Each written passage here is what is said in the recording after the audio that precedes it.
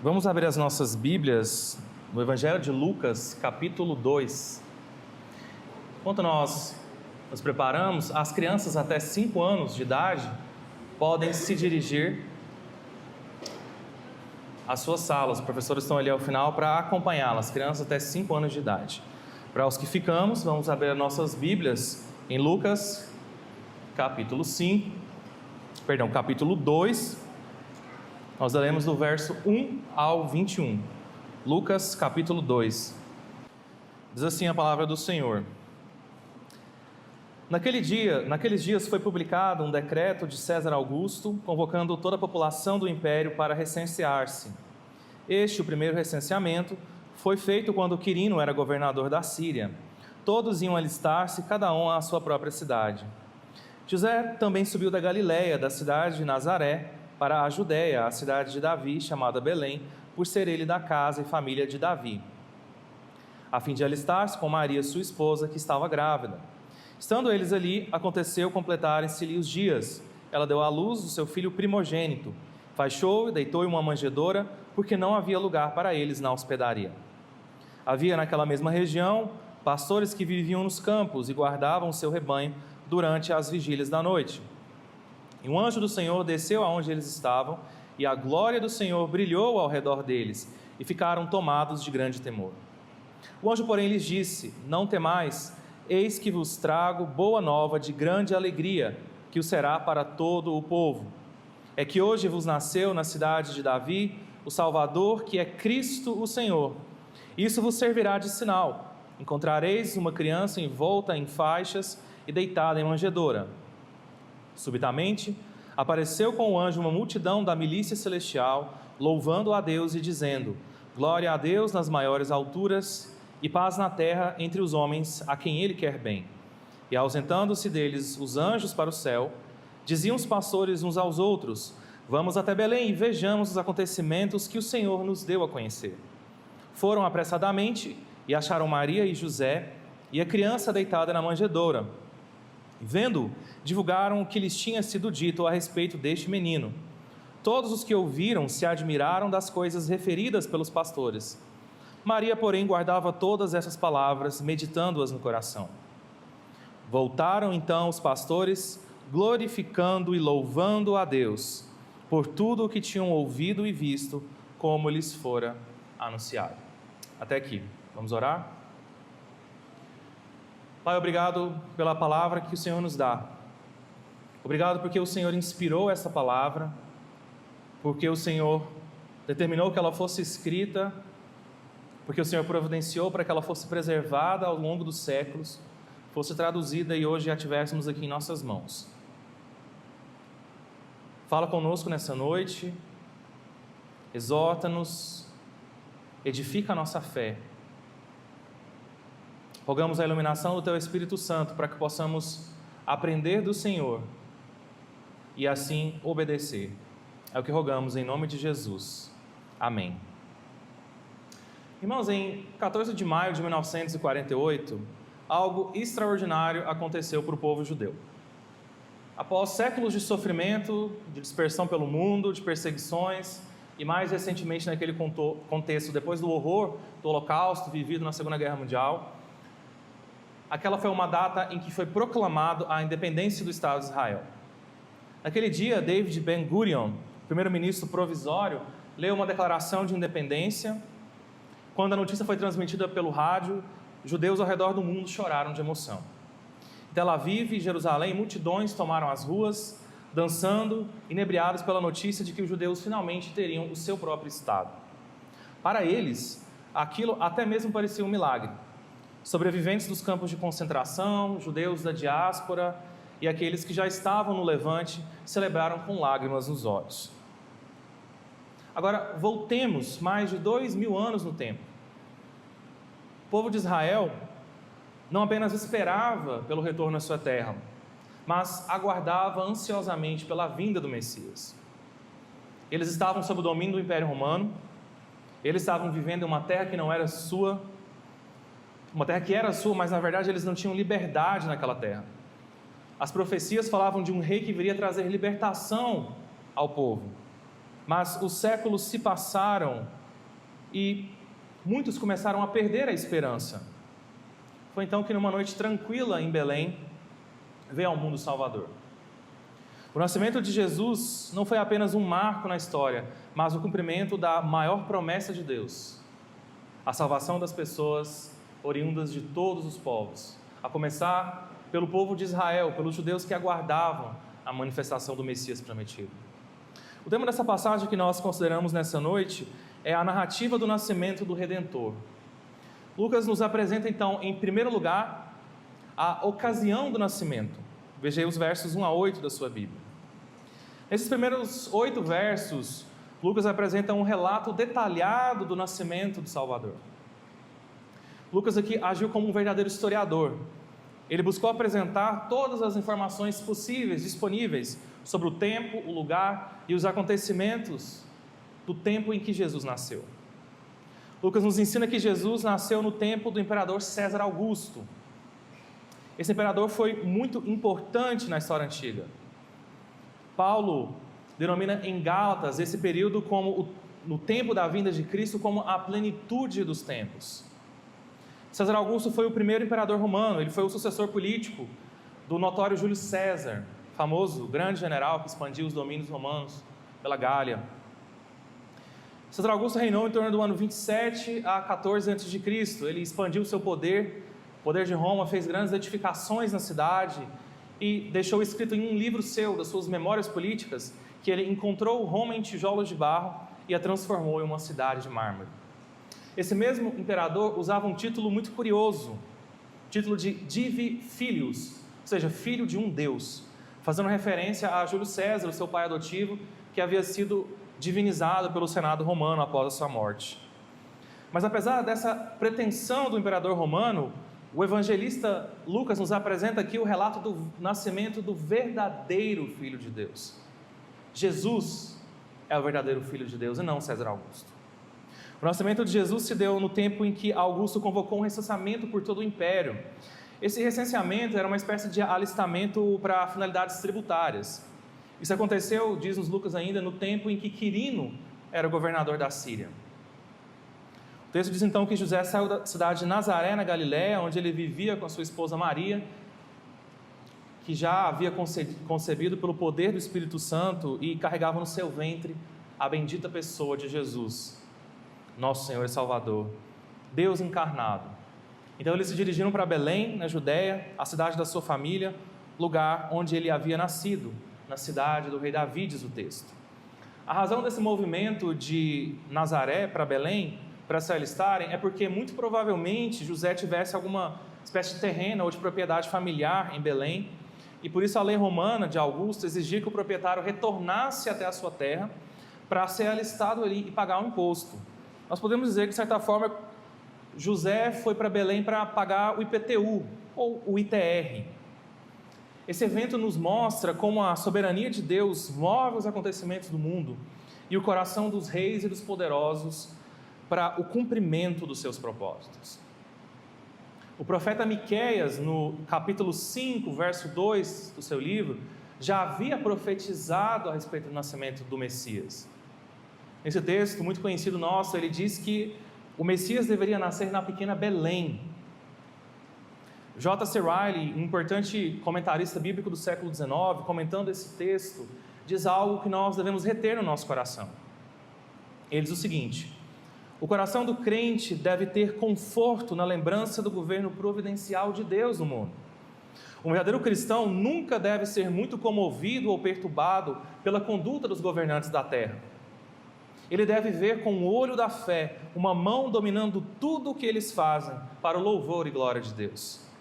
Ele deve considerar cada rei potentado, um Augusto, um Cirênio, um Dario, um Ciro, um Sinaqueribe, como uma criatura que com todo o seu poder não pode fazer nada além do que Deus permite e nada que não esteja cumprindo a vontade de Deus.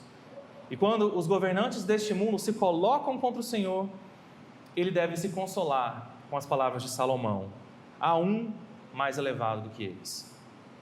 Essa verdade, irmãos, é algo que deve confortar o nosso coração em saber que Deus move o mundo para o cumprimento da sua palavra.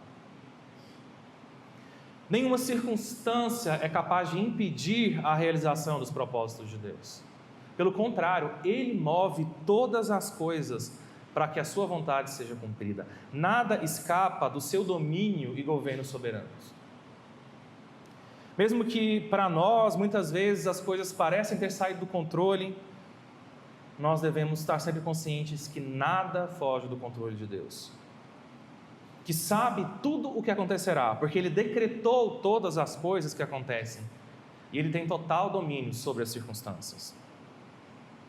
O texto nos mostra que Deus moveu o coração de César Augusto, o poderoso imperador romano, para que determinasse um recenseamento exatamente no tempo de se cumprir os dias da gestação de Jesus, para que ele nascesse em Belém, a cidade do rei Davi, aquele de quem Jesus era descendente em sua humanidade, através da sua mãe Maria, e de quem ele era o verdadeiro herdeiro do trono de Davi, para governar sobre o povo de Deus. Jesus então nasce em Belém e ele é colocado em uma manjedoura, um simples objeto, um comedouro para cavalos ou ovelhas, um recipiente de madeira que poderia muito bem acolher uma criança ali deitada. Isso nos mostra que contraste, que cena magnífica que nós temos aqui diante de nós.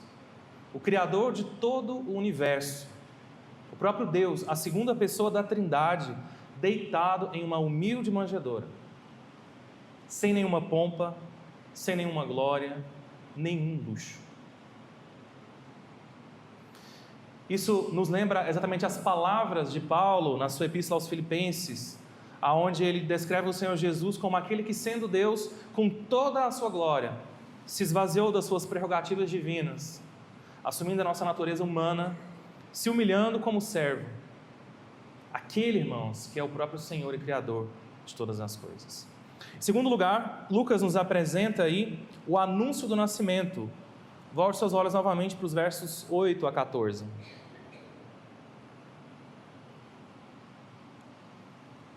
A segunda cena que Lucas nos apresenta nesse texto que nós estamos considerando mostra o anúncio maravilhoso do nascimento de Cristo. O texto introduz de maneira bela e singela a presença de pastores nos campos ali próximos a Belém. Um anjo de Deus aparece a um grupo de pastores que cuidavam do rebanho durante a noite. É lindo nós observarmos como Deus escolhe as coisas e pessoas mais simples para relacioná-los com os acontecimentos mais importantes da história humana. Os pastores de rebanho não eram vistos com bons olhos pelos judeus. Eles geralmente eram considerados impuros, pessoas que, e geralmente os judeus não gostavam de se aproximar deles. Eram pessoas que tratavam com animais e não costumavam se manter em pureza cerimonial, como determinava a lei mosaica. Os costumes jurídicos dos rabinos, inclusive, determinavam que nem mesmo a palavra ou testemunho de um pastor de rebanhos fosse tomado no tribunal. Ou seja, a palavra deles não era considerada pela sociedade judaica como algo digno de confiança. Mas é exatamente essas pessoas simples, sem qualquer status social relevante, que Deus resolveu anunciar o nascimento do seu bendito Filho, o Salvador dos homens. Veja, irmãos, o acontecimento mais importante da história foi anunciado às pessoas mais simples e desprestigiadas daquela sociedade. A tão esperada chegada do Messias, do Redentor, não foi anunciada no palácio de poderosos, de ricos, daqueles que se consideravam senhores do mundo. Não foi César Augusto, não foi Quirino, governador de Antioquia, os primeiros a saberem a notícia do nascimento do Redentor. Mas foi aqueles simples pastores no campo que ouviram a melhor e mais bela de todas as notícias. Jesus foi então anunciado a humildes pastores de campos, provavelmente homens piedosos, que eram tementes a Deus e certamente aguardavam com expectativa a tão desejada vinda do Messias, o Salvador do povo de Deus. Aquela aparição maravilhosa do anjo de Deus com a glória do Senhor provocou muito medo naqueles homens humildes, que agora teriam o privilégio de serem os primeiros a ouvirem da boca de um ser celestial o Evangelho, a boa notícia de que o Salvador havia chegado. Mas o texto nos mostra que o anjo lhes assegura que a razão daquela visita maravilhosa, vinda dos altos céus, era para lhes dar uma boa notícia, a melhor de todas as notícias. Uma notícia de grande alegria não apenas para eles mesmos, mas para todo o povo de Deus que esperou por séculos a chegada do Salvador. A notícia era de que o Salvador nasceu naquela mesma noite em Belém, a cidade de Davi. Aqui no anúncio do anjo, no verso 11, está anunciada a mais importante de todas as verdades a respeito daquele bebezinho que havia chegado ao mundo naquela noite. Ele é o Salvador, mas não apenas isso, ele é Cristo, o Senhor. Essas palavras resumem a mais importante doutrina confessada pelos cristãos em todos os séculos. A verdade de que aquele menino que nasceu em Belém, menino que ainda iria crescer e se tornar plenamente um homem adulto, um ser humano completo, ele é o Cristo, o Messias, o Rei ungido por Deus, anunciado e profetizado em todas as Escrituras, desde Gênesis 3,15, o proto-evangelho. Mas o texto diz mais ainda, ele é o Senhor. Essa palavra grega aqui traduzida por Senhor é a palavra Kyrios. Ela é muito importante porque ela é uma tradução do nome de Deus, conhecido por todo o povo de Deus no Antigo Testamento, Yahvé. Essa foi a palavra que a Septuaginta, a tradução grega do Antigo Testamento, escolheu para traduzir o nome pactual de Deus, Yahvé. Imagine que notícia estarrecedora aqueles pastores receberam naquela noite. Naquela frágil e humilde manjedoura estava deitado o próprio Yahvé, o Deus de Abraão, Isaque e Jacó. O Deus que criou todo o universo, que tem um pacto, que tem uma aliança com o seu povo. Essa doutrina é dentre todas aquelas que nós confessamos a mais contestada, que Jesus é plenamente homem, plenamente Deus. As pessoas, irmãos, elas estão até dispostas a aceitar que Jesus seja um sábio, um homem iluminado, um profeta, um guru, um milagreiro. Até aí elas podem aceitar. Mas que ele é o próprio Deus encarnado, isso já é demais para o mundo aceitar. Os hereges e as seitas nos primeiros séculos do cristianismo rejeitaram a doutrina da divindade de Cristo. Os nossos tempos, os filósofos, os intelectuais, as pessoas que se consideram sábias não querem aceitar essa verdade que nós, o povo de Deus, confessamos de todo o coração. Jesus é o próprio Deus. Ele é a segunda pessoa da bendita Trindade que se fez carne, que habitou entre nós. Aquele que tomou a nossa humanidade, se tornou uma pessoa de carne e osso como nós, mas sem que isso implicasse em qualquer diminuição ou perda da sua divindade. Ele era e continua sendo Deus. Aquele Deus agora é Deus homem. Ele possui todos os atributos da divindade e todos os atributos da humanidade. Isso foi expresso para toda a igreja de forma definitiva no Concílio de Calcedônia, no ano 451, em um documento muito importante que nós reformados também aceitamos e concordamos, que é chamado de Fórmula de Concórdia. Ali ficou definido, se afirmando de maneira definitiva as duas naturezas de Cristo, humana e divina, inconfundíveis e imutáveis, indivisíveis e inseparáveis. Além dessa notícia da encarnação de Yahvé, os pastores ainda foram surpreendidos naquela noite pela chegada de um coro do exército celestial que louvava a Deus pelo evento maravilhoso que estava acontecendo. É notável ainda o fato de que os primeiros a louvarem a Deus pelo nascimento do Salvador foram os agentes do exército celestial, os anjos de Deus, que nunca pecaram e que não necessitam de salvação. Eles foram os primeiros a anunciarem e se regozijarem com essa notícia. Mas como cooperadores e ministros que operam a vontade de Deus, eles também se alegravam por saber que o nascimento daquele menino, Jesus, o Redentor dos homens, era um acontecimento central no desenvolvimento do plano redentor de Deus, nos propósitos divinos de reconciliar consigo mesmo todas as coisas nos céus e na terra. O nascimento de Jesus, o Cristo, é um evento que traz profundas repercussões, tanto na esfera celestial quanto no mundo dos homens. O nascimento do Filho de Deus, aquele que traz glória para Deus. Deus é glorificado nele, porque o Messias, Jesus, é a exata expressão do ser de Deus, nos diz o apóstolo Paulo em Colossenses. Mas além disso, o nascimento do Messias também é um acontecimento de grande alegria pois traz paz aos homens, a quem Deus quer bem. Paz é um conceito muito importante na Bíblia, principalmente na teologia do Antigo Testamento, que está sempre refletida aqui nesse cântico do coro celestial. Paz é a tradução da palavra hebraica shalom, mas é uma tradução que não consegue expressar em totalidade tudo aquilo que essa palavra expressa. Shalom vai muito além da paz, da mera ausência de guerra ou de conflitos. Shalom indica um profundo estado de bem-estar, de prosperidade, de alegria, de comunhão com os homens e principalmente com Deus. Paz com Deus é aquilo que os homens mais necessitam, porque o pecado estabeleceu um estado de hostilidade. Por causa do pecado, nós nos tornamos inimigos de Deus. E somente através da obra redentora de Cristo Jesus, nós somos novamente reconciliados com Deus.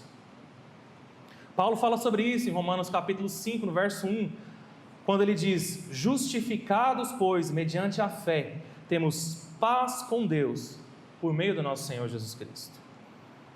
Ou seja, o que os anjos anunciam é que o nascimento de Jesus resultaria em shalom para os homens a quem Deus quer bem, para os seus eleitos.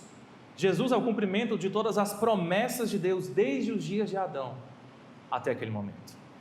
Em Jesus todas as esperanças convergem. Em Jesus todas as bênçãos que Deus tem para nós estão depositadas. Em Jesus nós temos a redenção, a reconciliação, a adoção, a justificação, a santificação e um dia nós teremos a glorificação. A transformação dos nossos corpos mortais em corpos gloriosos, como é hoje o corpo do nosso Senhor. Em terceiro lugar, Lucas nos apresenta aí a resposta ao anúncio do nascimento. Veja os versos 15 a 20 na sua Bíblia. Aqueles humildes pastores que foram os primeiros a ouvirem a boa notícia de que o Deus encarnado havia nascido e agora estava ali próximo a eles, são os primeiros a conhecerem Jesus, o Salvador. São os primeiros a verem com seus próprios olhos o Redentor tão aguardado, deitado naquela humilde manjedoura. O menino em quem estavam depositadas todas as esperanças do povo de Deus de todos os séculos e gerações.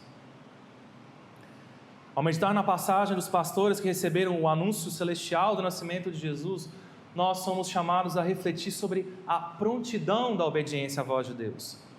Esses homens simples pastores foram os primeiros a receber aquela notícia. E qual foi a reação deles? Nenhuma dúvida, nenhum questionamento, nenhuma hesitação. Em vez disso, nós vemos uma fé simples, mas poderosa, que os levou a agir prontamente, diz o texto. Veja, a mensagem do anjo era extraordinária, quase inacreditável aos olhos humanos. O Messias, o Redentor de Israel, havia nascido em uma humilde manjedoura em Belém. Mesmo assim, esses homens não pediram provas, eles não buscaram explicações adicionais, nem demoraram-se em conjecturas. Eles apenas disseram a si mesmos: vamos a Belém e vejamos o que aconteceu, conforme o Senhor nos revelou. Irmãos, quantas vezes em nossas vidas a direção de Deus nos é clara, mas nós nos detemos em dúvidas e análises intermináveis. Quantas oportunidades nós perdemos porque nós esperamos por sinais adicionais, ou nós queremos ver primeiro o caminho completamente iluminado antes de dar o primeiro passo.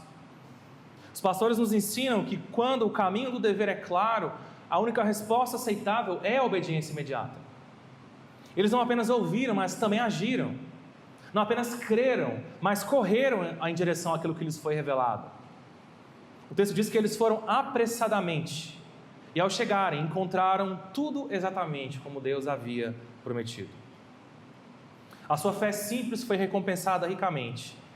Esses homens humildes tiveram o privilégio incomparável de serem os primeiros, depois de Maria e José, a contemplarem o Messias com seus próprios olhos. Aquele bebê em uma manjedoura não era apenas uma criança qualquer. Ele era o Verbo que se fez carne, o Salvador prometido. Que honra indescritível esses homens tiveram por sua prontidão na fé. E veja o resultado nos seus corações. O texto diz aí, no verso 20, que eles retornaram glorificando e louvando a Deus por tudo que tinham ouvido e visto. A obediência a Deus gera louvor. Quando nós seguimos a sua direção, quando nós experimentamos a sua fidelidade, a sua glória, de uma maneira tão grandiosa, transforma a nossa adoração. Mas essa notícia não fica apenas com os pastores. O evangelista Lucas enfatiza que os pastores saíram e espalharam a notícia do nascimento do Redentor. Eles divulgaram tudo aquilo que tinha sido dito a respeito do menino.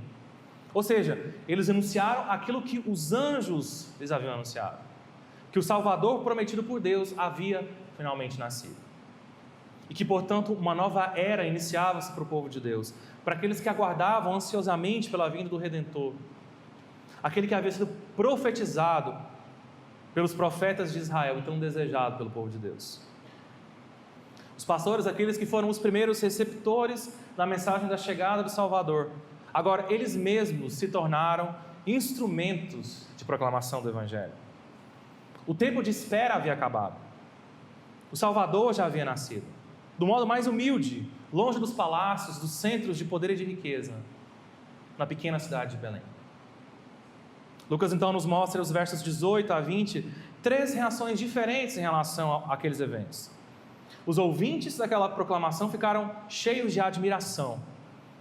Essa reação de espanto é significativa porque aponta para algo extraordinário, a entrada de Deus encarnado na história humana. Mas isso deve nos levar a refletir, irmãos. Será que nós ainda nos maravilhamos diante da mensagem do Evangelho? Ou será que nós perdemos o senso de espanto que essa boa nova deve causar no nosso coração? Será que o nosso coração ainda está sensível à grandeza daquilo que Jesus fez em nosso favor? Enquanto os outros se maravilhavam, diz o texto que Maria guarda essas coisas e as medita em seu coração. A sua reação nos ensina a importância de internalizar a palavra de Deus, refletir sobre ela profundamente. Não basta ser apenas ouvintes maravilhados, mas como discípulos nós precisamos guardar e meditar as verdades de Deus. A terceira reação que nós vemos aí é que os pastores glorificam e louvam a Deus por tudo aquilo que eles viram e ouviram. A sua reação completa então o ciclo: ouvir a mensagem, agir em obediência, testemunhar a fidelidade de Deus e proclamar a sua glória ao mundo. É assim, irmãos, que nós devemos acolher a mensagem de Jesus. É assim que nós devemos proclamá-la ao mundo, como testemunhas fiéis que ouvem e que praticam a palavra de Deus. Por fim, gostaria de fazer 3 breves aplicações a respeito daquilo que nós consideramos aqui nessa noite. Em primeiro lugar, irmãos, ouça e receba o Evangelho abertamente em seu coração. O primeiro passo para experimentar o poder transformador do Evangelho é ouvir com atenção e disposição. Muitas vezes nossos corações estão tão endurecidos pelas preocupações do dia a dia, ou pelo orgulho, que isso nos impede de receber plenamente a mensagem de Cristo. Receber o Evangelho plenamente exige humildade, reflexão e uma disposição de ser transformado pela palavra de Deus. É um chamado para estar presente, para estar atento à voz de Deus, permitindo que a sua palavra penetre fundo o nosso coração, trazendo luz àquelas áreas mais sombrias da nossa vida. Em segundo lugar, irmãos, obedeça ao Evangelho que você tem ouvido. O Evangelho não é apenas uma mensagem para ser compreendida, mas é uma verdade para ser vivida. A obediência é a resposta prática de um coração transformado. Quando nós ouvimos os mandamentos de Cristo, nós somos chamados a aplicá-los no nosso cotidiano, refletindo o seu amor, a sua justiça, a sua santidade em cada uma das nossas atitudes. Obedecer ao Evangelho significa submeter-se à vontade de Deus, mesmo quando isso exige de nós sacrifício, exige renúncia, mas sempre confiando que os seus caminhos são sempre melhores do que os nossos. Em terceiro e último lugar, seja você também um proclamador do Evangelho. Receber e obedecer ao Evangelho, irmãos, inevitavelmente nos conduz à missão de compartilhar. Coração cheio de gratidão, de amor a Cristo, não pode permanecer em silêncio. Proclamar o Evangelho é um chamado universal para todos os cristãos, independentemente da sua condição, da sua posição ou das suas habilidades pessoais. É falar de Jesus com ousadia, mas também refletir a sua verdade nas nossas atitudes e ações. Seja no ambiente familiar, no trabalho, entre amigos, cada cristão deve ser um portador da boa notícia de salvação, que deve ser compartilhada com alegria e esperança. Vamos orar? Senhor, obrigado porque a Tua palavra, Deus, nos alcança no estado em que nós estamos. Obrigado porque a Tua palavra, Senhor, nos revela a respeito daquele evento tão maravilhoso naquela noite em Belém, em que o nosso Redentor, o bendito Filho amado, se encarnou, nasceu nesse mundo, nasceu para nos salvar, para nos redimir, para cumprir todas as promessas que o Senhor fez ao Teu povo ao longo de todos os séculos. Obrigado porque hoje nós podemos estar aqui reunidos como Teu povo, como o povo que ouviu esse Evangelho, que acolheu essa palavra, que foi reunido, congregado pelo Senhor neste lugar para Te louvar. Ajuda-nos, ó Deus, a ter um coração atento ao Evangelho.